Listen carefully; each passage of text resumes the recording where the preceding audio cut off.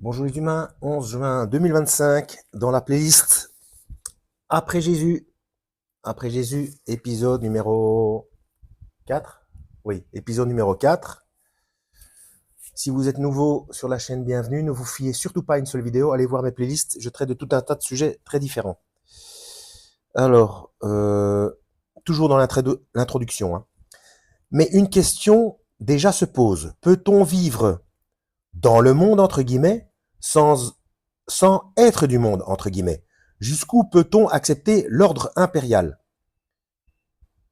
Eh bien, là, je vais déjà m'arrêter. Parce que souvent, j'ai été accusé, entre guillemets, de protestantisme parce que j'utilisais ce langage-là, être dans le monde, être du monde, etc. Donc, le, le catholique, systématiquement, a dit, ouais, mais tu parles comme un protestant, etc. C'est le Christ qui parle comme ça. Ce langage vient de lui. Peut-on l'accuser de protestantisme? Ni de catholicisme, ni de quoi que ce soit, ni même de christianisme d'ailleurs. Euh, Bref, les mots, hein, les mots. Hein. Donc, jusqu'où peut-on accepter l'ordre impérial? Une étonnante effervescence intellectuelle traverse le début du IIIe siècle, à laquelle les chrétiens participent. Ça se trouve dans la partie 2. Quelques grands théologiens font entrer la foi chrétienne au plus haut niveau dans les débats intellectuels de l'époque, en langue grecque ou latine. Corrélativement, c'est alors que se dessinent les grandes lignes d'un canon des écritures chrétiennes, Ancien et Nouveau Testament, et qu'apparaissent divers symboles de foi, entre guillemets, qui donneront naissance au credo, toujours entre guillemets. Cette vaste enquête s'achève en ouvrant en quelque sorte sur le développement du christianisme vers de nouveaux espaces et de nouvelles questions. C'est dans le livre 3, partie 3. Des figures originales de christianisme apparaissent, particulièrement en monde syriaque, qui résisteront plus tard aux volontés d'unification doctrinale et liturgique de l'ère constantinienne. L'Empire romain, quant à lui, tente de s'unifier en réponse à des premiers craquements en promouvant la religion officielle et le culte de l'empereur. Le christianisme entre en réaction dans une nouvelle phase de son histoire, où il devra penser son unité et s'organiser pour résister au pouvoir politique pendant une cinquantaine d'années de grandes turbulences avant que s'ouvre l'ère nouvelle et ambiguë d'un christianisme qui devient religion officielle de l'Empire. Voilà, c'est là où, quand on rentre en politique, ben ça, obligatoirement, il va y avoir des concessions. Hein. C'est de la politique, c'est la politique. Au lecteur, cet ouvrage collectif réunissant des historiens de l'Antiquité, des exégètes du Nouveau Testament, des spécialistes des pères de l'Église, des théologiens, tout universitaire, tout, tout universitaire dont les travaux sont internationalement reconnus, essaie de dessiner autant qu'il est possible le paysage dans lequel a grandi le premier christianisme. Le croisement des disciplines, élargit le champ offert au lecteur.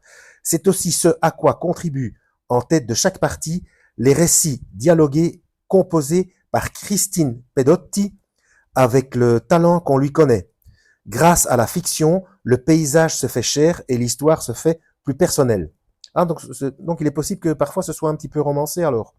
Bon, on verra. Hein. Nous nous adressons en effet à tout lecteur, incroyant ou croyant, de toute confession chrétienne ou d'autres religions, qui s'interroge sur les débuts de la foi chrétienne, l'invitant à constater que l'ensemble des travaux rassemblés déconstruit l'image d'un christianisme né tout armé d'un cerveau de théologien ou tout institué par la décision d'une poignée d'apôtres ou d'évêques. Au milieu du IIIe siècle, le canon du Nouveau Testament n'est pas encore complètement fixé, pas plus que les grands symboles de la foi. Les lettres d'évêques offrent des résumés différenciés de la foi chrétienne.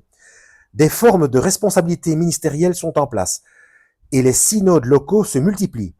La place éminente de l'Église de Rome est celle d'une simple autorité de conseil. Si leurs réponses diffèrent, les questionnements théologiques des Juifs et des chrétiens sont encore substantiellement les mêmes. Les chrétiens sont intégrés à la société et à la vie publique, même si les relations avec les pouvoirs politiques deviennent difficiles. Ce premier christianisme, ouvre des perspectives jusqu'alors insoupçonnées et met en route des questions sociétales, institutionnelles, doctrinales et spirituelles que la suite de la tradition chrétienne devra affronter.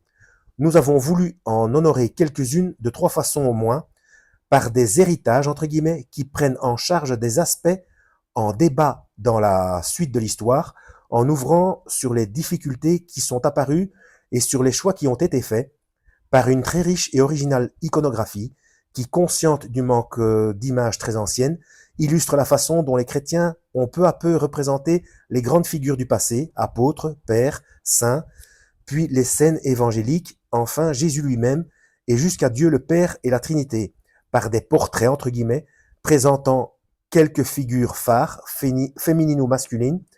Enfin, dans la postface, un philosophe et penseur contemporain de grand renom, Marcel Gauchet, exprime ce qui lui apparaît véritablement comme nouveauté, entre guillemets, dans ces temps où s'est jouée la singularité d'une civilisation, laquelle par la suite devait imprimer sa marque pour le meilleur et pour le pire sur l'humanité entière, sur l'humanité tout entière. Alors, il y a un mot que j'ai pas compris, synode. Je vais aller voir. Oui, je l'avais déjà regardé. En fait, c'est tout simplement concile, un substantif latin utilisé comme équivalent du grec synode. Voilà, c'est synode en grec et concile qui vient du latin pour désigner une réunion épiscopale sans distinction d'importance au IIIe siècle. On continue.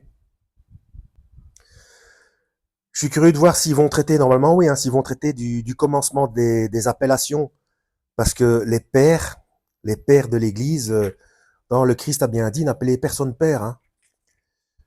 Et, et, et c'est une manière d'en faire un sujet de dispute. S'il vous plaît, vous qui êtes attaché à ces termes, ce sont les instructions du Christ qui priment, d'abord, en premier lieu. Sinon, alors ça, donc, bien, l'introduction est terminée. Par contre, ça, je ne sais pas si je vais vous lire parce que c'est un mode d'emploi. Mode d'emploi. Chaque livre est divisé en parties, thématiques, numérotation, etc. Les couleurs, des racines texte, illustration, chronologie. Non, je vais pas vous lire tout ça. Hein. Peut-être mettre un marque-page s'il faut se référer à quelque chose. Ça peut être intéressant sur le mode d'emploi. Ça peut peut-être m'aider à vous expliquer des choses si ça devient trop complexe ou s'ils veulent qu'on aille se référer à quelque chose. Oh non, et franchement, c'est bien fait au niveau calendrier, etc. Non, ça a l'air super. Ok, bon. Alors, livre 1. Livre 1. Des racines et des textes. Partie 1. Où l'on commence à parler de chrétiens, entre guillemets. Et la partie 2 sera à la croisée des cultures. Alors, partie 1, où l'on commence à parler de chrétiens. Chapitre 1, premiers écrits. Chapitre 2, des traces et des signes. Attendez, parce que là, il y a une illustration que je vais quand même vous montrer. Donc, l'illustration, ça concerne Jean et Procor, je crois que j'ai entendu parler. Jean et Procor, fresque monastère de Visoki Decani, je sais pas comment on prononce, Kosovo, 1335-1347. Avec Pierre et Jacques, Jean fut parmi les disciples les plus intimes du Christ, qui accompagnant le Maître dans les moments importants, Transfiguration et Jardin des Oliviers. Selon d'antiques traditions, il quitta définitivement Jérusalem pour aller prêcher en Asie mineure. Il ne subit pas le martyre comme d'autres apôtres, mais il endura la persécution de Domitien et fut exilé à cause de sa foi sur l'île de Patmos, dans l'archipel du Dodécanèse. Comme les autres évangélistes, il est souvent représenté sur les pendentifs des coupoles dominées par le Pantocrator. Grégoire Palamas explique que l'incarnation révélée aux anges fut entrevue par les prophètes et annoncée par les évangélistes. Jean, inspiré par une voix provenant du ciel, avec une main qui le bénit, dicte son évangile à son disciple sur le fond des montagnes de Patmos, tandis que Prochore est en train d'écrire. L'apôtre se retourne vers la source divine. L'harmonie entre inspiration céleste et intervention humaine est ici parfaitement synthétisée. Prochore? Ce serait pas le deuxième nom pour Papias? C'est quand même Papias qui a écrit pour... Ou alors il y en a eu plusieurs? Bon, je vous montre ça. Enfin, je vous montre ça, j'ai facile à dire, je vois rien. Voilà, la fresque en question. Je sais pas si c'est une céramique ou une peinture. Bon, ça m'a l'air d'une peinture. Bon.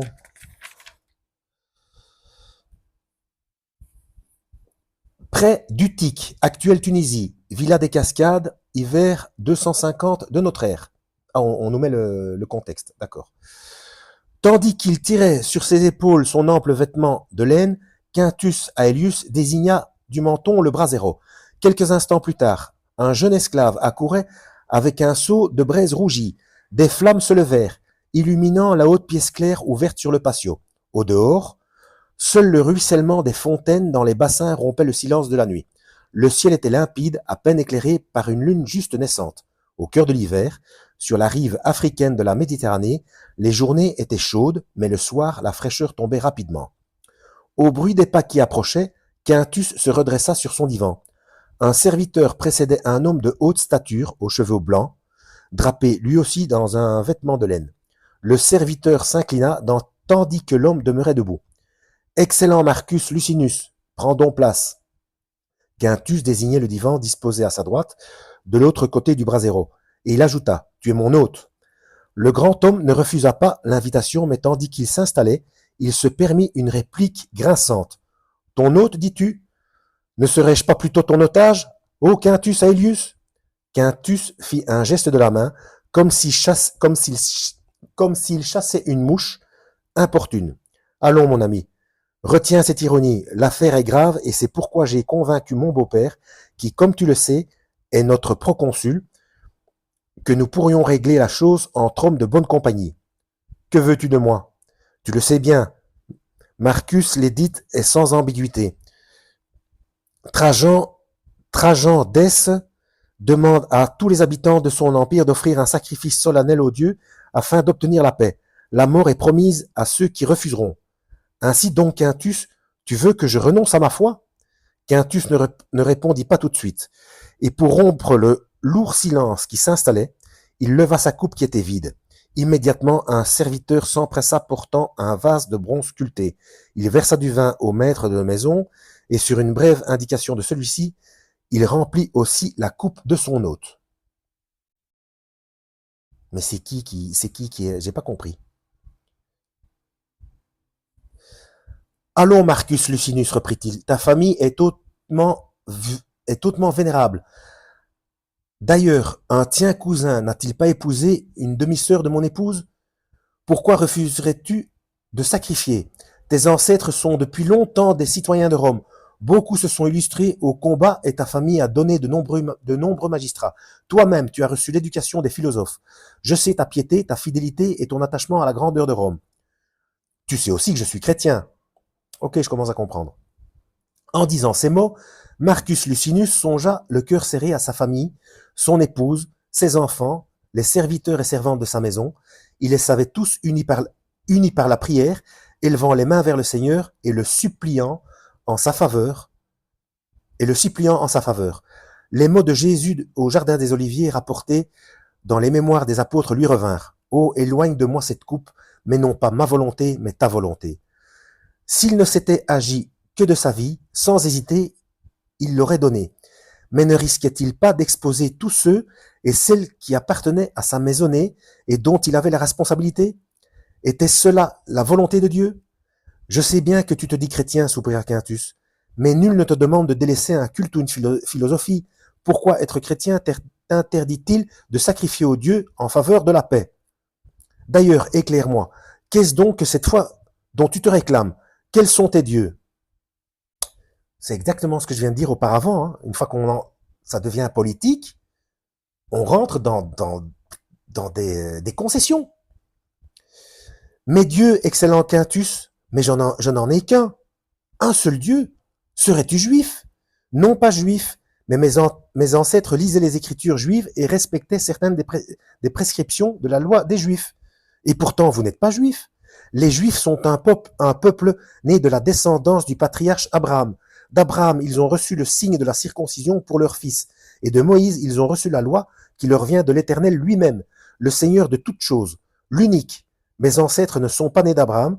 Depuis de longues générations, ils vivent ici à Utique ou à Carthage. Peut-être étaient-ils grecs ou phéniciens. Nous en avons perdu le souvenir. Il y a bien des siècles que le soc de nos charrues laboure cette terre, que nous mangeons le pain qu'elle nous donne, que nous buvons le vin de ses vignes et faisons produire de l'huile à ses oliviers. Mais depuis longtemps, mes aïeux ont tourné le cœur vers le Dieu d'Israël et ont respecté ses lois. Les Juifs les nomment craignant Dieu. Et maintenant, toi et les tiens, vous ne craignez plus le Dieu d'Israël? Le ton de Quintus s'était fait incisif. Marcus y décela comme une accusation d'infidélité à la tradition de sa famille. Le Dieu d'Israël a tenu sa promesse. Il a envoyé son fils Jésus qui nous a appris à nous tourner vers son Père, à le louer et à le prier. Lui-même nous a montré la voie vers l'amour. Plus d'un quart d'heure. Non, ça va, je peux terminer. Allons bon, s'exclama Quintus.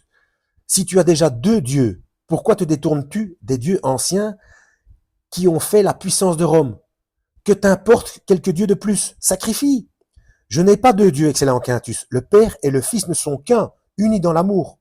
Mais pourtant ton Jésus que tu nommes aussi Christ n'était-il pas homme? Et le plus malheureux des hommes, puisqu'il a été condamné à l'abomination de la pendaison à la croix? Marcus ferma les yeux un instant et pria intérieurement afin que les mots qui lui viendraient soient inspirés par l'Esprit divin. Il songea aux apôtres qui, avant lui, avaient proclamé la victoire du Messie crucifié. Je crois que Jésus le Christ, condamné et mort sur la croix, était le Christ annoncé par les Écritures. Il est Dieu, fils du seul vrai Dieu. Il est mort et a été déposé au tombeau. Mais Dieu ne l'a pas abandonné au pouvoir de la mort. Il l'a relevé, ressuscité. Il est maintenant vivant à jamais. Marcus reprit son souffle. Il avait récité ces mots d'un seul trait. C'était là la foi qu'il avait reçue, celle pour laquelle beaucoup avant lui avaient payé le prix du sang. Désormais, l'heure venait où il mettait ses pas dans les leurs, et Dieu seul savait où il serait conduit. Quintus retint difficilement un bâillement. C'était là un débat dans lequel il ne se sentait pas la force d'entrer à une heure si tardive. Cela, excellent Marcus, si tu le veux bien, nous en reparlerons. Le jeune Rufus sera à ton service. À son nom, le jeune esclave à la tignasse rousse se dressa et vint se placer près de Marcus. Il dormira devant ta porte et veillera à ce que rien ne te manque. Demande-lui tout ce qui te sera nécessaire. Pour toi-même, ta parole me suffit. Nos familles sont alliées et tu es mon hôte. Je ne désespère pas de te ramener à la raison. Marcus se leva, tandis que le jeune Rufus saisissait une torche afin de le précéder vers sa chambre. Excellent Quintus, j'accepte ta généreuse hospitalité. Peux-tu mettre à ma disposition de quoi écrire? Je voudrais rassurer les miens. Bien sûr, mon ami. Quelqu'un portera ton message, j'y veillerai. Voilà, signé Christine Pedotti. D'accord, c'est elle qui... Ouais, c'est pas intéressant. Donc on va s'arrêter là.